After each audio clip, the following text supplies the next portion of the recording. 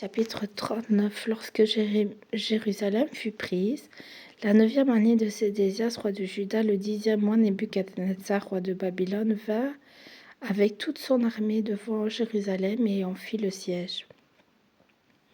La 11e année de Sédécias, le 9e jour du 4e mois, la brèche fut faite à la ville.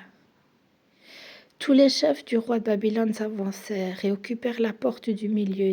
Nergal, Sharezer, Samgarnébu, Sarsekim, chef des eunuques, Nergal, Sharezer, chef des mages, et tous les autres chefs du roi de Babylone. Dès que Sédécias, roi de Juda, et tous les gens de guerre les eurent vus, ils s'enfuirent et sortirent de la ville pendant la nuit par le chemin du jardin du roi, par la porte entre les deux murs, et ils prirent le chemin de la plaine. Mais l'armée des Chaldéens les poursuivit et atteignit Sédécias dans les plaines de Jéricho. Ils le prirent et le firent monter vers Nebuchadnezzar, roi de Babylone, à Ribla, dans le pays de Hamath, et il prononça contre lui une sentence.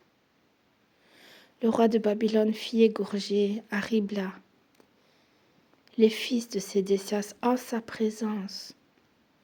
Le roi de Babylone fit aussi égorger tous les grands de Juda.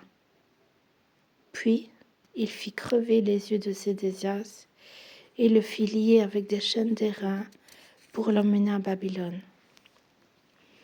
Les Chaldéens brûlèrent par le feu la maison du roi et les maisons du peuple.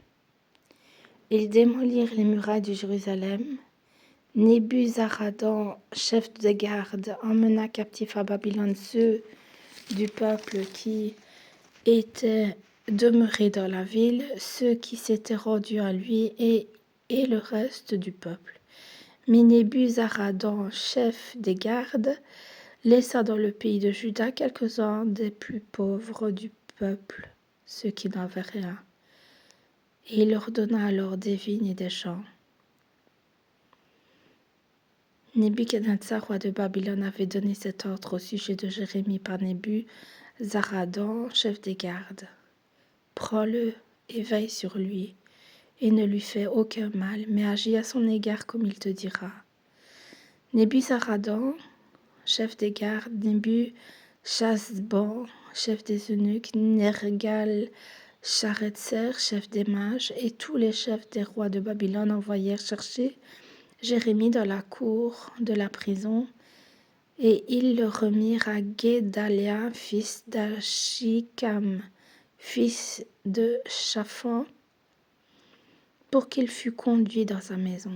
Il resta au milieu du peuple. La parole fut adressée à Jérémie en ces mots pendant qu'il était enfermé dans la cour de la prison. Va, parle à Abed-Mélec l'Éthiopien et dis-lui: Ainsi parle l'Éternel des armées, le Dieu d'Israël. Voici, je vais faire venir sur cette ville les choses que j'ai annoncées pour le mal et non pour le bien. Elles arriveront en ce jour devant toi. Mais en ce jour, je te délivrerai, dit l'Éternel, et tu ne seras pas livré entre les mains des hommes que tu crains. Je te sauverai et tu ne tomberas pas sous l'épée. Ta vie sera ton butin parce que tu as eu confiance en moi, dit l'Éternel.